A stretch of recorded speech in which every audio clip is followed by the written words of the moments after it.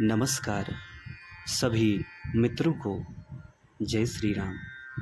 प्रस्तुत है वट सावित्री व्रत मंत्र, पूजा विधि और कथा। वट सावित्री अमावस्या के दिन सावित्री ने यमराज से अपने पति सत्यवान के प्राणों की रक्षा की थी। हिंदू धर्म में वट सावित्री अमावस्या सौभाग्यवती स्त्रियों का महत्वपूर्ण पर्व है। इस व्रत को ज्येष्ठ कृष्ण त्रयोदशी से अमावस्या तक तथा ज्येष्ठ शुक्ल त्रयोदशी से पूर्णिमा तक करने का विधान है। मान्यता है कि वट सावित्री व्रत करने से पति दीर्घायु और परिवार में सुख शांति रहती है।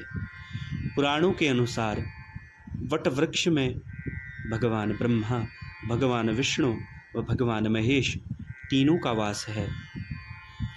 इस व्रत में बरगद वृक्ष के चारों ओर घूमकर सौभाग्यवती स्त्रियां रक्षा सूत्र बांधकर पति की लंबी आयु की कामना करती हैं। वट सावित्री में वट और सावित्री दोनों का खास महत्व माना गया है। पीपल की तरह ही वट या बरगद वृक्ष का भी विशेष महत्व है। इस व्रत को सभी प्रकार की स्त्रियां यानी कुमारी, विवाहिता, कुपुत्रा, सुपुत्रा, विधवा आदि करती हैं। इस व्रत को स्त्रियां अखंड सौभाग्यवती रहने की मंगल कामना से करती हैं। अमावस्या के ही दिन इस व्रत का नियोजन भी होता है। इस दिन बरगद वृक्ष का पूजन होता है। पूजा विधि: प्रातःकाल घर की सफाई कर नित्य कर्म से निवृत्त होकर स्नान करें। तत्पश्चात पवित्र जल का पूरे घर में छिड़काव करें। इसके बाद बांस की टोकरी में सप्त धान्य भरकर भगवान ब्रह्मा की मूर्ति की स्थापना करें। ब्रह्मा के वाम पार्श्व में माता सावित्री की मूर्ति स्थापित करें। इस प्रकार दूसरी टोकरी में सत्यवान तथा सावित्री की मूर्तियों की स्थापना करें। इन टोकरियों को वट वृक्ष के नीचे रखें। इसके बाद भगवान ब्रह्मा तथा माता सावित्री का पूजन करें और इस श्लोक से माता सावित्री को अर्घ्य दें। अवैधव्यं च सौभाग्यं देहि त्वं मम सुव्रते, पुत्रान् पौत्राश्च सौख्यं च ग्रहाणार्घ्यं नमोस्तुते। तत्पश्चात सावित्री तथा सत्यवान की पूजा करके बड़ की जड़ में पानी दें। इसके बाद इस श्लोक से वट वृक्ष की प्रार्थना करें। यथा शाखा प्रशाखा भिवृद्धोऽसि त्वं महीतले, तथा पुत्रैश्च पौत्रैश्च संपन्नं कुरु मां सदा। तत्पश्चात पूजा में जल,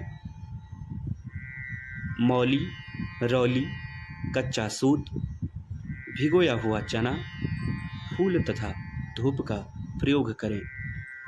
जल से वट वृक्ष को सींचकर उसके तने के चारों ओर कच्चा धागा लपेटकर 3 बार परिक्रमा करें।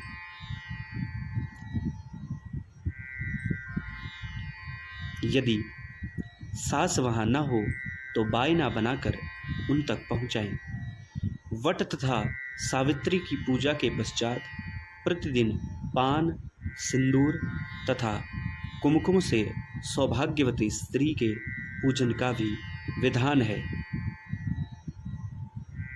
यही सौभाग्य पिटारी के नाम से भी जानी जाती है। और पूजा समाप्ति पर ब्राह्मणों को वस्त्र तथा फल आदि वस्तुएं बांस के पात्र में रखकर अवश्य दान करें। और अंत में इस संकल्प को लेकर उपवास रखें। मम वैवध्यादि सकल दोष परिहारार्थम ब्रह्मा सावित्री प्रीत्यर्थम सत्यवत् सावित्री प्रीत्यर्थम च वट सावित्री व्रतमहम करिष्ये। इस वट वृक्ष के नीचे सावित्री सत्यवान की पुण्य कथा का श्रवण करने से मनोवांछित फल की प्राप्ति होती है। तो आइए सुनते हैं सावित्री और सत्यवान की कथा। पौराणिक, प्रामाणिक एवं प्रचलित वट सावित्री व्रत कथा के अनुसार सावित्री के पति अल्पायु थे। उसी समय देवर्षि ऋषि नारद आए और सावित्री से कहने लगे कि तुम्हारा पति अल्पायु है, आप कोई दूसरा वर मांग लें। पर सावित्री ने कहा कि मैं एक हिंदू नारी हूँ, पति को एक ही बार चुनती हूँ। इसी समय सत्यवान के सिर में अत्यधिक पीड़ा होने लगी। सावित्री ने वटवृक्ष के नीचे अपने गोद में पति के सिर को रखकर उसे लिटा दिया। उसी समय सावित्री ने देखा अनेक यमदूतों के साथ यमराज आ पहुँचे हैं। सत्यवान के जीव को दक्षिण दिशा की ओर लेकर जा रहे हैं। यह देख सावित्री भी यमराज के पीछे पीछे चल देती है। उन्हें आता देख यमराज ने कहा कि हे पतिव्रता नारी, पृथ्वी तक ही पत्नी अपने पति का साथ देती है, अब तुम वापस लौट जाओ। उनकी इस बात पर माता सावित्री ने कहा, जहाँ मेरे पति रहेंगे मुझे उनके साथ रहना है, यही मेरा पत्नी धर्म है। सावित्री के मुंह से यह उत्तर सुनकर यमराज बड़े प्रसन्न हुए।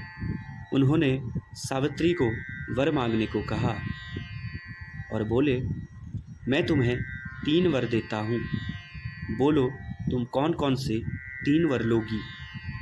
तब माता सावित्री ने सास ससुर के लिए नेत्र ज्योति मांगी, ससुर का खोया हुआ राज्य वापस मांगा एवं अपने पति सत्यवान के 100 पुत्रों की मां बनने का वर मांगा। सावित्री के यह तीनों वरदान सुनने के बाद यमराज ने उसे आशीर्वाद दिया और कहा, तथास्तु, ऐसा ही होगा। सावित्री पुनः उसी वट वृक्ष के पास लौट आई जहाँ सत्यवान मृत पड़ा था। सत्यवान के मृत शरीर में फिर से संचार हुआ। इस प्रकार सावित्री ने अपने पतिव्रता व्रत के प्रभाव से न केवल अपने पति को पुनः जीवित करवाया, बल्कि सास ससुर को नेत्र ज्योति प्रदान करते हुए उनके ससुर को खोया हुआ राज्य फिर से दिलवाया। तभी से वट सावित्री अमावस्या और वट सावित्री पूर्णिमा के दिन वट वृक्ष का पूजन अर्चन करने का विधान है। यह व्रत करने से सौभाग्यवती महिलाओं की मनोकामना पूर्ण होती है और उनका सौभाग्य अखंड रहता है।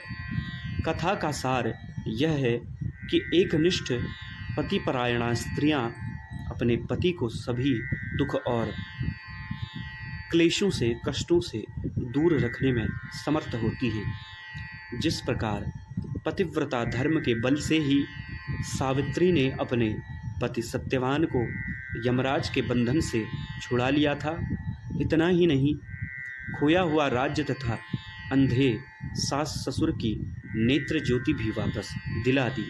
उसी प्रकार महिलाओं को गुरु दीक्षा के चक्र में इधर उधर नहीं भटकना चाहिए और अपना गुरु केवल अपने पतिदेव को ही मानना चाहिए। जय श्री राम।